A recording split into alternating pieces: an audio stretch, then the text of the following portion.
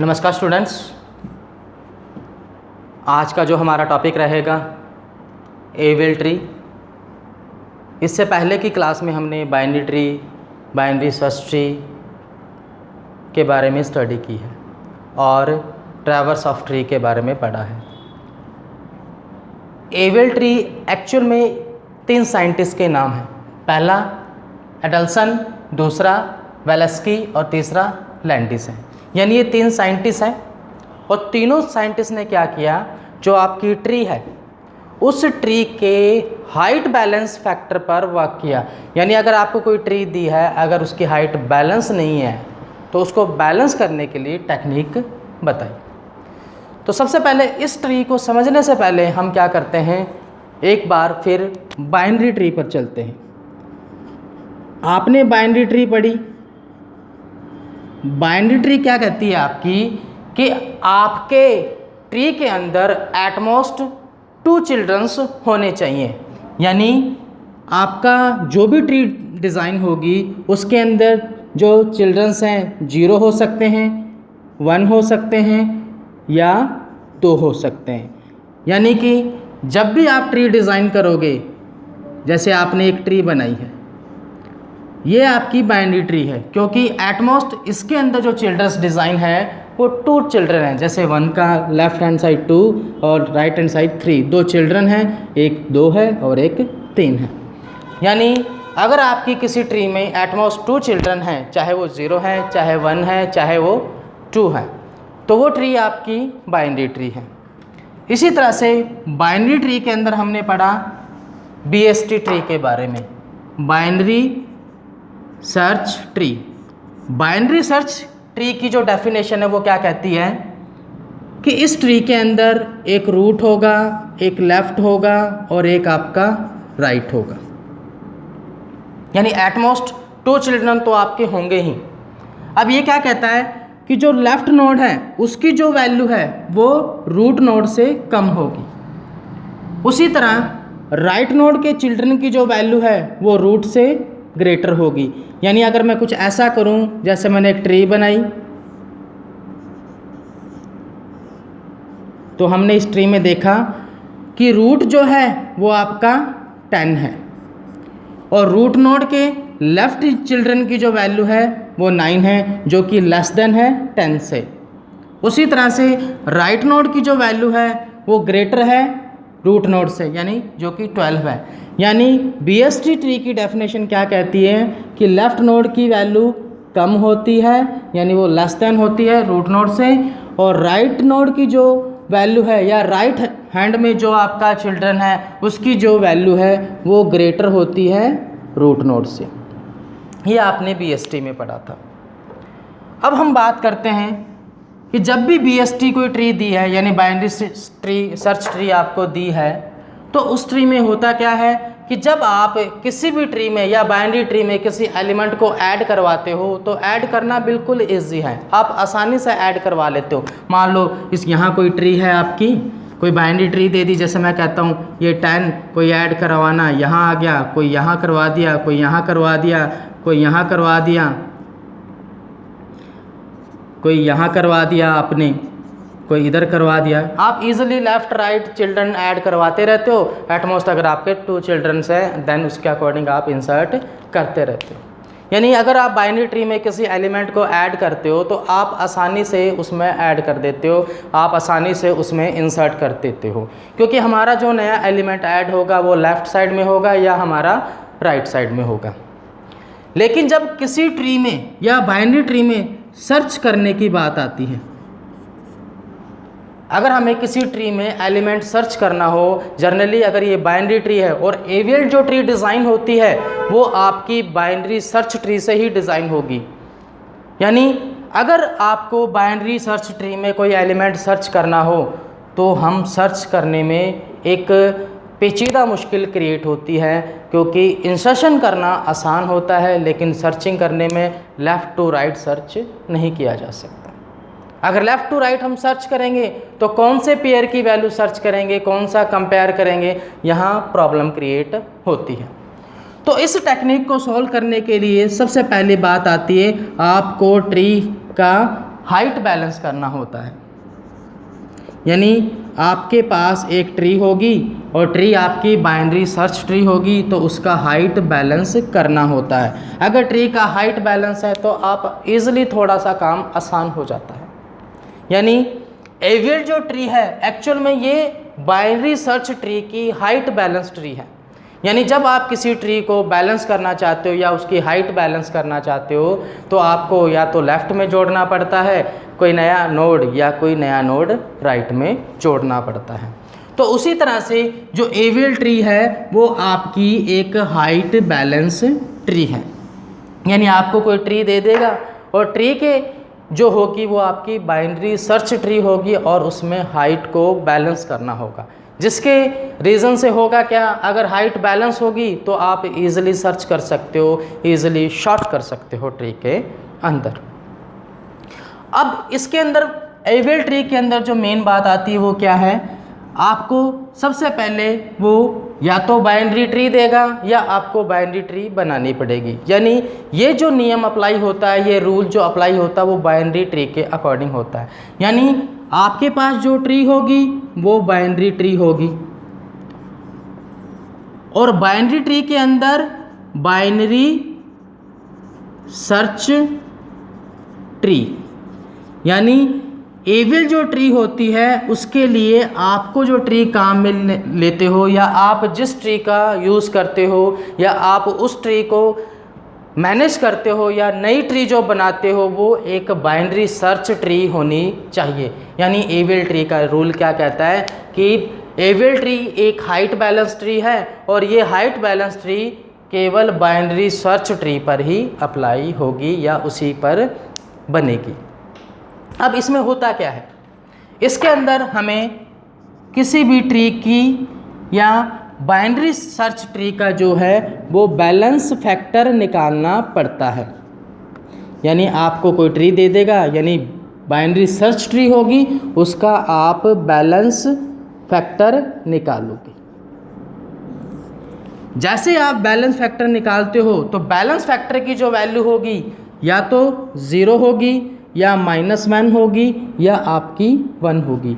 ये जो balance factor निकाला जाएगा वो ट्री का एवरी नोड का बैलेंस फैक्टर निकाला जाएगा, चाहे वो लेफ़्ट का है चाहे वो राइट का है। यानी जो भी ट्री यानी बाइनरी सर्च ट्री है उसका जो बैलेंस फैक्टर निकलेगा वो बैलेंस फैक्टर 0 आना चाहिए, -1 आना चाहिए या 1 आना चाहिए। अगर इस तरह से बैलेंस फैक्टर आता है तो वो ट्री आपकी बाइनरी सर्च ट्री है या वो ट्री आपकी एवियल ट्री है। और बाइनरी सर्च ट्री को बैलेंस करने के लिए आप एवियल ट्री का यूज़ करते हो। अब बैलेंस फैक्टर एक्चुअल में है क्या चीज़, हम आप सबसे पहले अपन क्या करते हैं, एक बाइनरी सर्च ट्री बनाते हैं।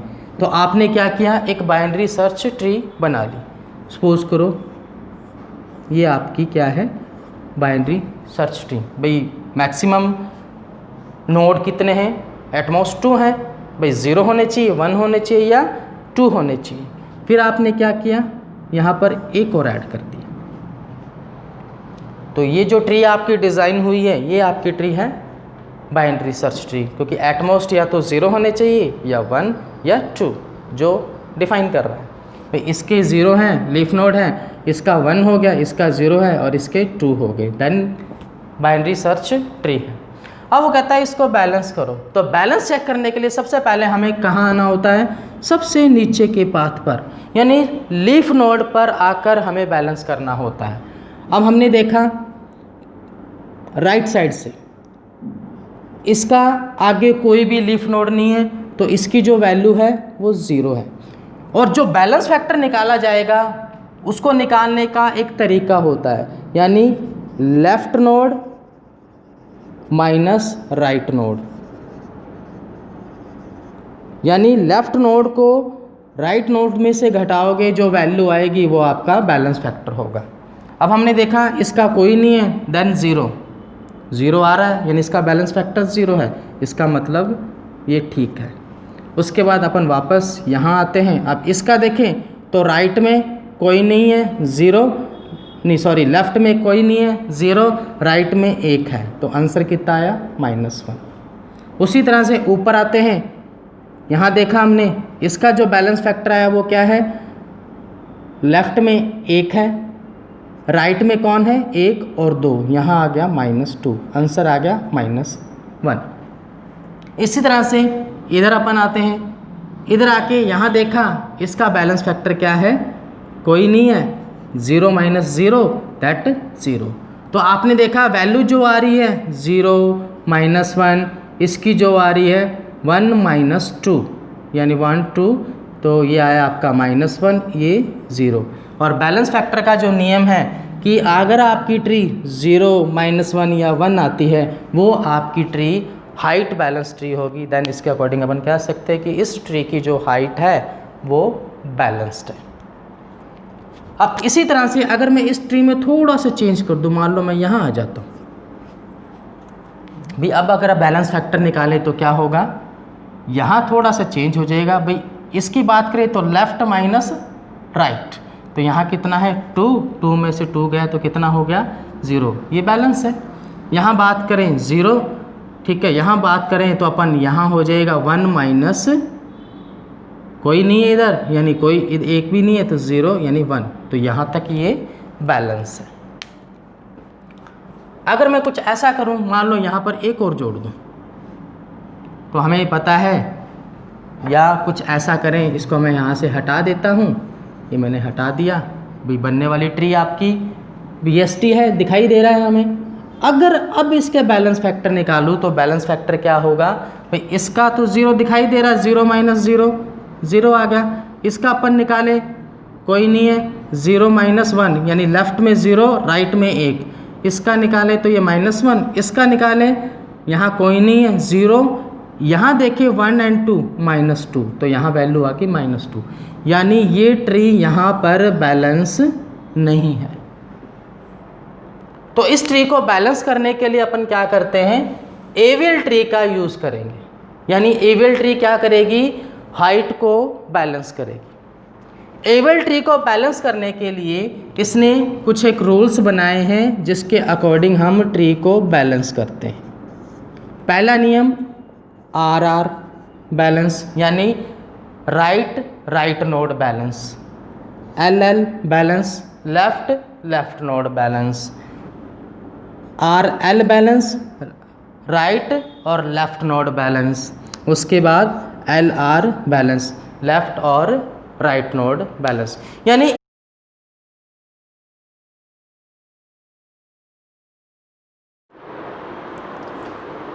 RR रोटेशन, जैसे कि एवियल ट्री में हाइट बैलेंस करने के लिए हम रोटेशंस का यूज़ करते हैं, तो इसमें सबसे पहला जो रोटेशन है आपका वो है RR रोटेशन, यानी इसमें राइट नोड को राइट साइड से आप बैलेंस करते हो या रोटेशंस का यूज़ करते हुए एवरी नोड को बैलेंस या उस ट्री को बैलेंस्ड करते हो। तो इसको समझने के लिए हम एक छोटी सी ट्री, एक छोटा एग्जांपल लेते हैं। सपोज आपके पास ट्री एलिमेंट है 8 9 10। अब सबसे पहले इन ट्री एलिमेंट को आप BST ट्री के अकॉर्डिंग डिज़ाइन करते हो। तो BST ट्री के अकॉर्डिंग सबसे पहला रूट एलिमेंट 8, अब 8 से ग्रेटर है 9 जो कि राइट में आएगा, उसी तरह से 9 से ग्रेटर है 10 जो कि राइट में आएगा, क्योंकि BST जो ट्री है इसका नियम क्या कहता है कि लेफ़्ट नोड की वैल्यू जो होती है वो रूट नोड से कम होती है, उसी तरह से राइट नोड की जो वैल्यू होती है वो रूट नोड से ग्रेटर होती है। ये BST ट्री का रूल है। अब सबसे पहले हम इस ट्री का बैलेंस फैक्टर चेक करते हैं। तो यहाँ देखा हमने लीफ नोड पर सबसे पहले जो बैलेंस फैक्टर की शुरुआत करेंगे वो लीफ नोड से हम करेंगे। तो इसका जो बैलेंस फैक्टर निकाला 0, क्योंकि इसका ना तो लेफ़्ट में कोई है ना राइट में कोई है। बैलेंस फैक्टर निकालने के लिए आप left node minus right node करते हो। अगर आपकी वैल्यू 0 -1 1 आए तो वो ट्री आपकी बैलेंस्ड है। तो सबसे पहले आप लीफ नोड का बैलेंस निकालते हो तो यहाँ आपने देखा लेफ़्ट में भी कोई नहीं है और राइट में भी कोई नहीं है, तो इसका जो बैलेंस फैक्टर आएगा वो 0। अब बैलेंस फैक्टर इसके अकॉर्डिंग है, इसका मतलब ये नोड आपका बैलेंस है। इसके बाद हम इससे ऊपर वाले नोड पे चलते हैं। इस नोड का हम बैलेंस फैक्टर निकालते हैं तो यहाँ हमने देखा कि लेफ़्ट में 0 कोई नहीं है, राइट में 1 है, तो इसका बैलेंस फैक्टर जो आता है वो -1 आता है, जो इसके अकॉर्डिंग सही है, यानी ये वाला नोड भी आपका बैलेंस है। इसी तरह से फिर इससे ऊपर वाले नोड की तरफ हम गए तो हमने इस नोड का अगर बैलेंस फैक्टर निकाला तो राइट में यहाँ कोई नहीं मिला और लेफ़्ट में यहाँ कोई नहीं है, और राइट में इसके जो नोड हैं वो 1 और 2 हैं, तो यहाँ -2, इसका जो बैलेंस फैक्टर निकला वो -2 निकला। अब इसका बैलेंस फैक्टर जब हमने चेक किया तो 0, -1 और 1 के अकॉर्डिंग नहीं आया, इसका मतलब यहाँ पर हमारा जो ट्री है वो अनबैलेंस्ड है। इस ट्री को बैलेंस करने के लिए हमारा जो रूल अप्लाई होगा वो हम सबसे पहले चेक करेंगे। तो हमने देखा कि जो हमारा नोड अनबैलेंस है वो राइट साइड है, और जहाँ से अनबैलेंसिंग हो रही है वो भी राइट साइड है, यानी जो नोड बने हुए हैं वो राइट और राइट, यानी ये R और ये भी R है, यानी यहाँ पर जो रोटेशन सप्लाई होगा वो RR रोटेशंस होगा, जिसके लिए हम इस ट्री में कोई ना कोई चेंज करेंगे जिसके अकॉर्डिंग इसको बैलेंस किया जा सके। तो RR ट्री के अंदर या RR रोटेशन के अंदर हम जहाँ नोड अनबैलेंस है उसको एंटी क्लॉकवाइज मूव करेंगे। जहाँ आपका नोड अनबैलेंस है उसको एंटी क्लॉकवाइज हमने मूव करना है। तो सबसे पहले हमने वापस 8 लिखा, 9 लिखा और 10 लिखा। तो हमारा जो अनबैलेंस है वो इस नोड से आ रहा है, तो इस नोड को जब मैं एंटी क्लॉकवाइज मूव करूँगा तो मैंने देखा या मूव करने पर ये वाला नोड हटके यहाँ आ जाएगा, यानी जो रोटेशन होगा वो R रोटेशन होगा, यानी एंटी क्लॉकवाइज रोटेशन होगा। तो इस तरह से जो नई ट्री आपकी डिज़ाइन हुई है तो उसमें हम वापस इसका बैलेंस फैक्टर चेक करते हैं। हमने चेक किया तो यहाँ लेफ़्ट राइट में कोई नहीं है, यानी लीफ नोड का बैलेंस फैक्टर 0। इसी तरह से लीफ नोड राइट का बैलेंस फैक्टर 0। अब इस नोड का या रूट नोड का बैलेंस फैक्टर निकालते हैं तो लेफ़्ट में 1, राइट में भी 1 है, तो इसका बैलेंस फैक्टर 0। अब बैलेंस फैक्टर के अकॉर्डिंग इस ट्री को जब हम चेक करते हैं आपका बैलेंस फैक्टर 0, -1 और 1 के अकॉर्डिंग आ रहा है, यानी ये ट्री अब आपकी बैलेंस्ड हो चुकी है। यानी RR रोटेशन के अंदर राइट नोड को राइट साइड से बैलेंस किया जाता है, एंड एंटी क्लॉकवाइज जहाँ पर आपका ट्री अनबैलेंस है उस नोड को एंटी क्लॉकवाइज आप मूव करोगे या घुमाओगे। इसी तरह से एवेल ट्री में आपका जो नेक्स्ट रोटेशन है वो है LL रोटेशन। ये आपका आ गया LL रोटेशन। अब LL जैसे नाम से ही पता लग रहा है लेफ़्ट साइड में लेफ़्ट रोटेशन। अब इस रोटेशन को समझने के लिए हम सबसे पहले एक एग्जांपल लेते हैं। सपोज़ आपने लिखा ट्री एलिमेंट 10, 9, 8।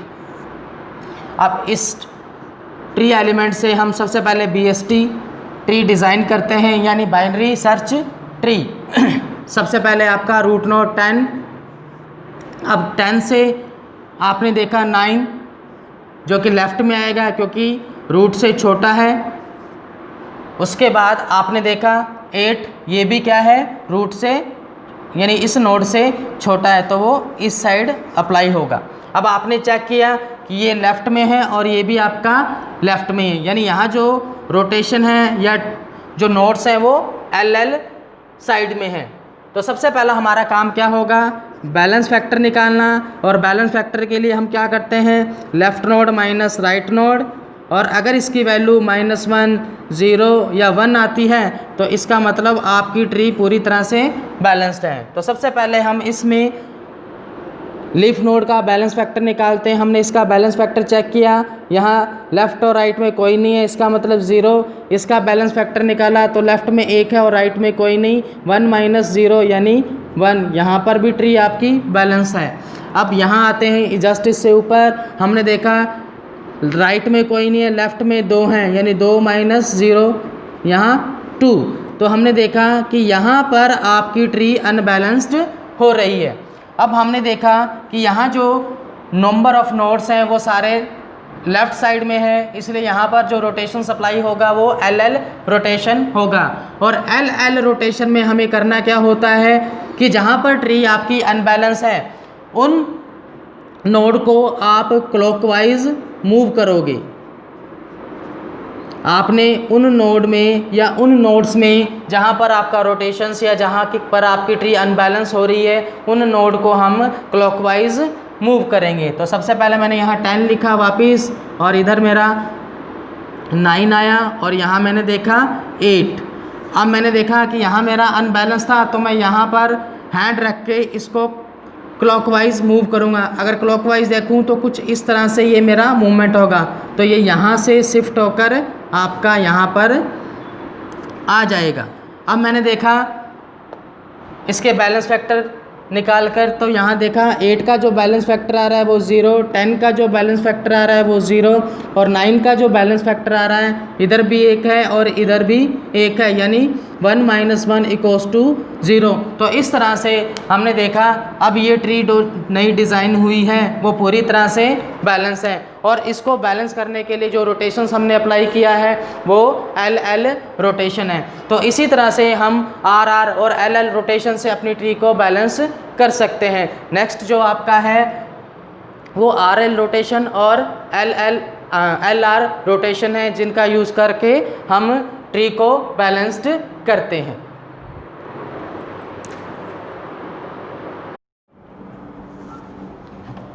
नमस्कार स्टूडेंट्स, लास्ट की जो क्लास थी उसमें हमने एबेल ट्री के बारे में स्टडी की थी कि बाइनरी सर्च ट्री को आप किस तरह से उसकी हाइट बैलेंस करते हो, और हाइट बैलेंस करने के लिए आप एबेल ट्री का यूज़ करते हो। एबेल ट्री में अगर आप बाइनरी सर्च ट्री की हाइट बैलेंस करना चाहते हो तो इसके लिए हम क्या करते हैं, अलग अलग तरह के रोटेशंस अप्लाई करते हैं। जैसे RL rotation, right left rotation, LR left right rotation, RR right rotation, LL left left rotation. ये जितने भी रोटेशन होते हैं नंबर ऑफ चिल्ड्रंस पर अप्लाई होते हैं। यानी हमारी जो एबेल ट्री डिज़ाइन होती है उसका जो बेसिकली स्ट्रक्चर रहता है वो BST फॉर्म ही रहता है, यानी बाइनरी सर्च ट्री फॉर्म में ही रहता है। अब सबसे पहले अपन बात करते हैं RL रोटेशन क्या है, यानी right node left node rotation. अब इसमें क्या होता है, इसको समझने के लिए हमने एक एलिमेंट लिए 10, 12, 11। अब इस 10, 12, 11 से हम क्या करते हैं, एक BST डिज़ाइन करते हैं। BST डिज़ाइन करने के लिए हमने देखा एलिमेंट का जो रूट नोड है जैसे वो 10 है, उसके बाद 12। अब BSTC की शर्त क्या कहती है कि राइट नोड की वैल्यू रूट से ग्रेटर होनी चाहिए, तो मेरा 12 यहाँ आ गया। अब आती है 11 की बात। 11 अगर मैं यहाँ लगाता हूँ तो लेफ़्ट नोड की जो शर्त है BST ट्री में वो ये रहती है कि इसकी वैल्यू रूट नोड से कम होती है, जबकि यहाँ 11 जो है वो 10 से ग्रेटर है। तो इस हिसाब से ये जो सेट होगा वो यहाँ सेट होगा। यानी आपने एक गिवन एलिमेंट से एक ट्री डिज़ाइन कर ली।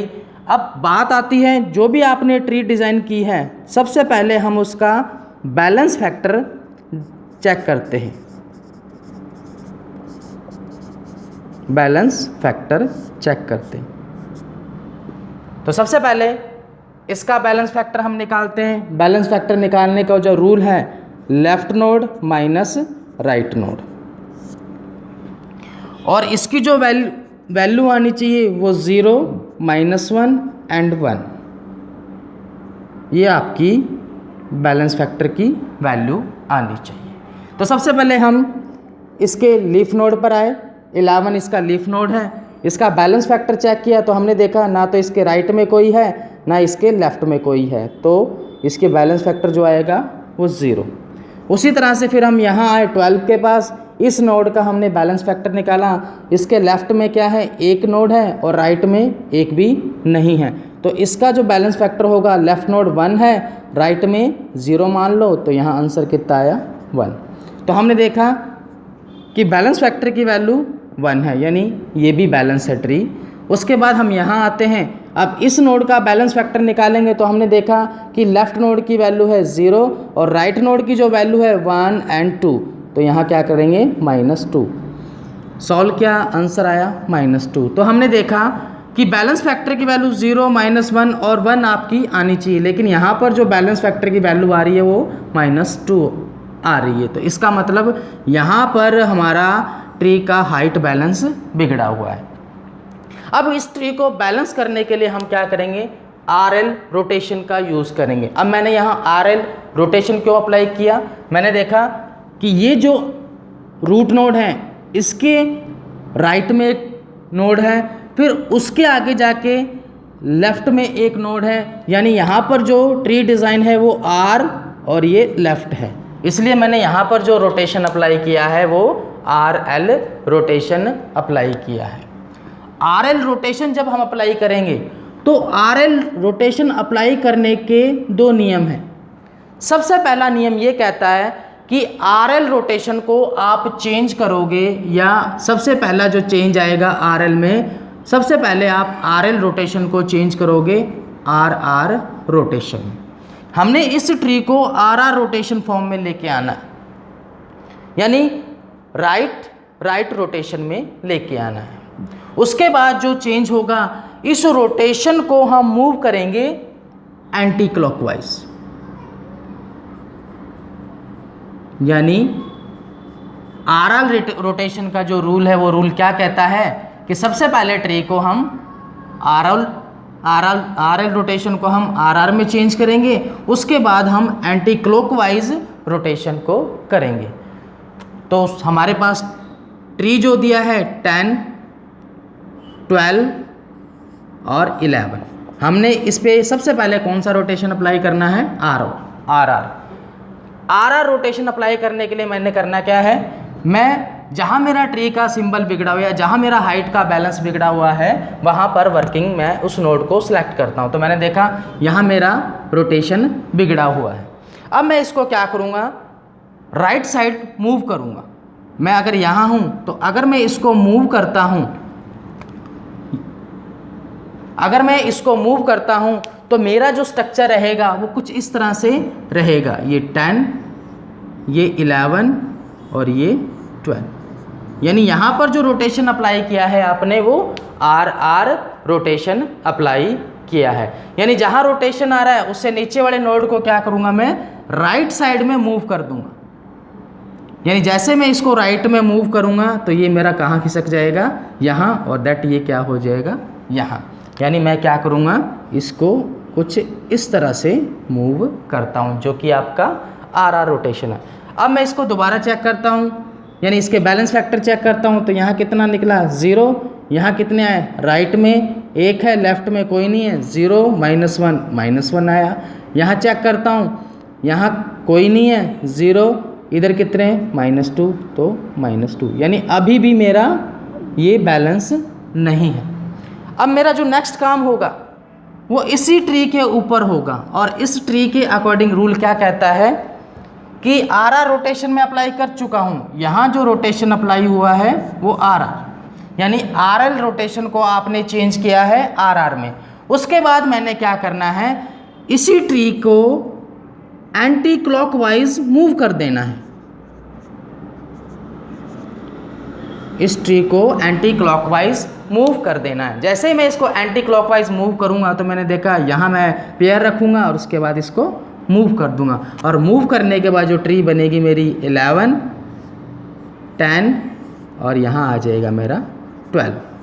अब मैं इस ट्री को या इस ट्री के बैलेंस फैक्टर चेक करता हूँ, तो इसका बैलेंस 0, इसका बैलेंस फैक्टर 0, और इस नोड का अगर मैं बैलेंस फैक्टर चेक करूँ तो यहाँ कितना आ जाएगा 1 - 1 = 0। तो मैंने देखा जो ट्री मेरी बन रही है उस ट्री का जो बैलेंस फैक्टर आ रहा है वो आपका 0 आ रहा है, यानी बैलेंस फैक्टर जो आ रहा है आपका 0 -1 और 1 के अकॉर्डिंग आ रहा है। तो इसका मतलब ये वाली जो मेरी ट्री डिज़ाइन हुई है, ये मेरा टाइप जो ट्री है ये बैलेंस ट्री है, यानी इसकी हाइट प्रॉपरली बैलेंस है। तो इस तरह से आप RL रोटेशन को किसी भी ट्री के ऊपर अप्लाई कर सकते हो। अप्लाई करने का जो रूल रहेगा वो क्या रहेगा, सबसे पहले आप RL रोटेशन को RR रोटेशन में चेंज करोगे। RR रोटेशन चेंज करने के बाद उसी के ऊपर आपने एंटी क्लॉकवाइज रोटेशन करना है। जैसे मैं एंटी क्लॉकवाइज रोटेशन करता हूँ उसके बाद आपकी ट्री क्या होगी, उस ट्री की हाइट बैलेंस हो जाएगी। तो इस तरह से आप एवियल ट्री में RL रोटेशन को अप्लाई कर सकते हो।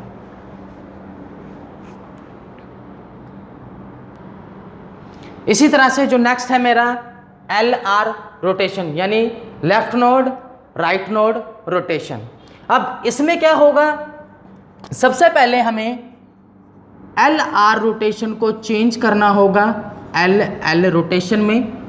उसके बाद हमें क्या करना होगा, जो मेरी ट्री डिज़ाइन हुई है यानी LL रोटेशन से जो ट्री बनी है उसको आप क्लॉकवाइज रोटेशन करोगे, क्लॉकवाइज रोटेशन। अब इसको समझने के लिए हम एक छोटा सा एग्जांपल लेते हैं। जैसे मैंने एक ट्री एलिमेंट ली 10, 8, 9। अब इससे अगर मैं BST डिज़ाइन करूँ तो मेरी BST कुछ इस तरह से बनेगी। 10 मेरा रूट नोड, उसके बाद 10 से छोटा है 8 जो मेरा इस तरफ से आ गया। अब 9 10 से छोटा है, मैं इधर लगा नहीं सकता क्योंकि BSTC का जो BST ट्री है उसका जो नियम है वो क्या कहता है कि रूट नोड से ग्रेटर होनी चाहिए राइट नोड की वैल्यू, और लेफ्ट नोड की वैल्यू रूट से मिनिमम होनी चाहिए, जो कि है। अब मैं 9 जो अप्लाई करूँगा वो कुछ इस तरह से यहाँ पर 9 अप्लाई होगा। अब नेक्स्ट जो प्रोसेस आता है, मैं इसका बैलेंस फैक्टर निकालूंगा। Balance factor left node minus right node, और वैल्यू जो आनी चाहिए आपकी 0, -1 एंड 1 आपकी वैल्यू आनी चाहिए बैलेंस फैक्टर की। अब ये LR कैसे हुआ, ये L है, ये लेफ्ट में है और ये आपका राइट में है, तो इसलिए यहाँ जो रोटेशन अप्लाई होगा वो LR होगा। तो सबसे पहले हम इसका बैलेंस फैक्टर चेक करते हैं। तो सबसे पहले लीफ नोड का बैलेंस फैक्टर निकाला तो इसके लेफ्ट और राइट में कोई नहीं है, इसका मतलब 0। इसका बैलेंस फैक्टर निकाला तो लेफ्ट में कोई नहीं है, राइट में 1 है, तो इसका बैलेंस फैक्टर आ गया -1। उसी तरह से मैं इस 10 का बैलेंस फैक्टर निकालता हूँ तो राइट में इसके 2 हैं, नहीं सॉरी लेफ्ट में इसके 2 हैं और राइट में कोई नहीं है, तो 0 यानी 2। यहाँ पर मेरी जो ट्री है वो अनबैलेंस्ड हो रही है। अब इस ट्री को बैलेंस करने के लिए सबसे पहले मैं क्या करूँगा, LR रोटेशन को चेंज करूँगा LL रोटेशन में। अब मैं इसको LL रोटेशन में अगर चेंज करता हूँ तो मैं कुछ इस तरह से रहेगा, ये मेरा 8 आया एक बार यहाँ और ये एक बार मेरा 9 आया। अब मैं इस पर अप्लाई कर रहा हूँ, यानी इस LR रोटेशन को चेंज कर रहा हूँ LL रोटेशन में। जैसे मैं LL में चेंज करूँगा तो क्या होगा, ये 9 खिसक के ऊपर आ जाएगा, यानी यहाँ जो रोटेशंस अप्लाई होगा 10 यहाँ आया और आपका ये 9 यहाँ आया और ये आपका 8 यहाँ आ गया। यानी अब जो ट्री बनी है वो आपकी LL रोटेशन में आ चुकी है। आपने क्या किया, इसको मूव करके यहाँ कर दिया या इसको उठा के आप नीचे ले आए। जैसे ये यहाँ मूव हो गया और इसको ऐसे आपने मूव कर दिया, तो ये आपका LL रोटेशन बन गया। अब नेक्स्ट क्या होता है, नेक्स्ट रूल कहता है कि LL रोटेशन में आप चेंज क्या करोगे, इसको क्लॉकवाइज ले आओगे। अब मैं इसको जब क्लॉकवाइज मूव करूँगा तो इसका जो ये है यहाँ मेरा मूवमेंट हुआ तो इसको मैं राइट में मूव कर दूँगा, तो ये मेरा जो रोटेशन रहेगा कुछ इस तरह से रहेगा। यहाँ आ जाएगा 9 और यहाँ आ जाएगा 8 और ये आ जाएगा आपका 10। यानी यहाँ पर आपने जो रोटेशंस किया है इसको क्लॉकवाइज मूव करवा दिया। यानी 9 में मेरा चेंज हुआ था, 9 को क्या किया मैंने क्लॉकवाइज मूवमेंट पे उससे पहले वाले पेयर को अप्लाई कर दिया, देन यहाँ पर मेरा बैलेंस हो गया। अब मैं इसका बैलेंस फैक्टर निकालता हूँ तो यहाँ 0 और यहाँ कितना आ रहा है 1 -1, इक्वल्स टू 0। यानी इस तरह से मैंने इसका बैलेंस फैक्टर चेक किया, तो जो कि मेरा हाइट बैलेंस या बैलेंस फैक्टर 0, -1 और 1 के अकॉर्डिंग आ रहा है। तो इसका मतलब यहाँ मेरी जो ट्री डिज़ाइन हुई है वो आपकी पूरी तरह से उसकी हाइट बैलेंस्ड है। तो इस तरह से आप अपनी एविल ट्री में LR रोटेशन से अपनी ट्री या BST ट्री की हाइट को बैलेंस कर सकते हो। यानी जब भी आप एविल ट्री के बारे में स्टडी करोगे या एविल ट्री को की टेक्निक यूज़ करोगे, तो उसका पहला रूल क्या कहता है कि एविल ट्री की जो कंडीशंस है वो केवल BST ट्री पर ही अप्लाई होगी। और BST ट्री में यानी बाइनरी सर्च ट्री में आप उस ट्री के अंदर एवरी नोड की हाइट को बैलेंस करोगे। एवरी नोड की हाइट को बैलेंस करने के लिए आप एविल ट्री का यूज़ करोगे। एविल ट्री में रोटेशन सप्लाई होते हैं जिनके थ्रू आप अपनी BST ट्री को बैलेंस करते हो, जिसमें सबसे पहला रोटेशन होता है RR रोटेशंस, सेकंड जो होता है RLL रोटेशन, थर्ड जो होता है आपका RL रोटेशन, उसके बाद जो रोटेशन आता है वो है LR रोटेशन। तो इस तरह से आप अपनी बाइनरी सर्च ट्री में रोटेशंस के थ्रू अपनी ट्री को की हाइट को बैलेंस कर सकते हो। बस शर्त है कि ट्री जो है वो आपकी बाइनरी सर्च ट्री होनी चाहिए। Thank you.